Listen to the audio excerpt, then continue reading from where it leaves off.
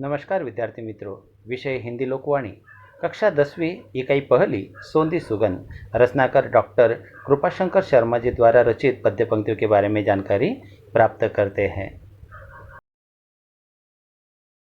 प्रस्तुत कविता से कवि कृपाशंकर शर्मा जी कहते हैं कि वर्षा ऋतु में वनस्पतियों एवं पेड़ पौधों में निखार आ जाता है। लगता है जैसे सज धज कर उसने श्रृंगार कर लिया हो। कवि ने वर्षा ऋतु में प्रकृति में होने वाले बदलावों का सुंदर वर्णन किया है। वर्षा ऋतु में बादल बरसकर धरती की प्यास बुझाते हैं और प्रकृति में नई जान उत्पन्न करते हैं। अब हम एक एक पद्य पंक्तियों का भावार्थ देखते। सोंधी सोंधी सी सुगंध माटी से बोली, बादल बरस गया धरती ने आंखें खोली। शब्दार्थ: सोंधी सुगंधित, माटी मिट्टी, आंखें खोलना जागृत होना। भावार्थ देखते। पानी के बरसने से मिट्टी से सोंधी सुगंध आ रही है। यह सोंधी सुगंध मिट्टी से कहती है, देखो बादल बरस गए और धरती ने मगन होकर इस दृश्य को देखने के लिए अपनी आंखें खोल दी है।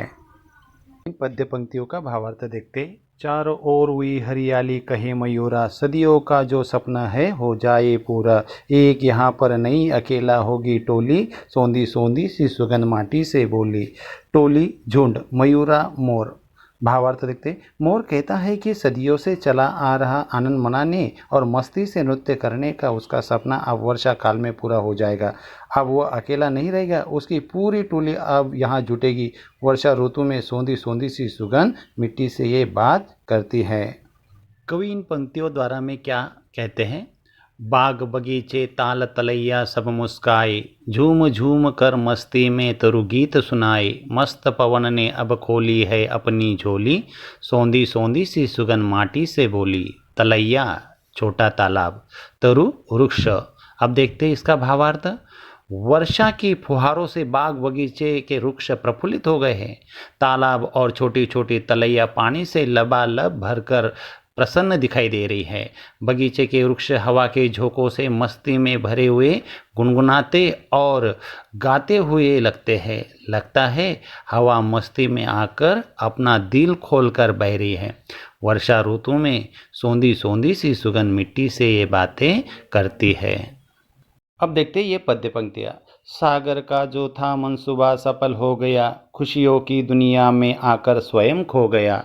धरती ने श्रृंगार किया फिर माथे रोली, सोंधी सोंधी सी सुगंध माटी से बोली। मनसूबा विचार, माथा मस्तक, रोली तिलक। अब देखते हैं भावार्थ।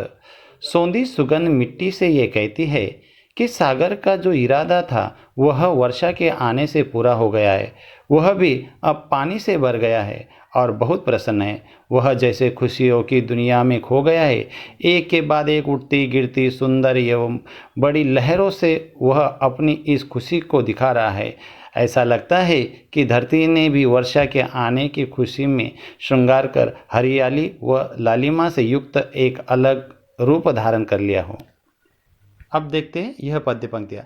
पावस का मधुमास आस विश्वास बढ़ाता, नतमस्तक होकर अचूक पद पुष्प चढ़ाता। सदा सदा से चली आई हंसी ठिठोली, सोंधी सोंधी सी सुगंध माटी से बोली। पावस वर्षा ऋतु, मधुमास वसंत काल, आस आशा। देखते इसके भावार्थ। कवि कहते हैं कि वर्षा ऋतु का वसंत काल समस्त प्राणियों में आशा और विश्वास की भावना की वृद्धि करता है।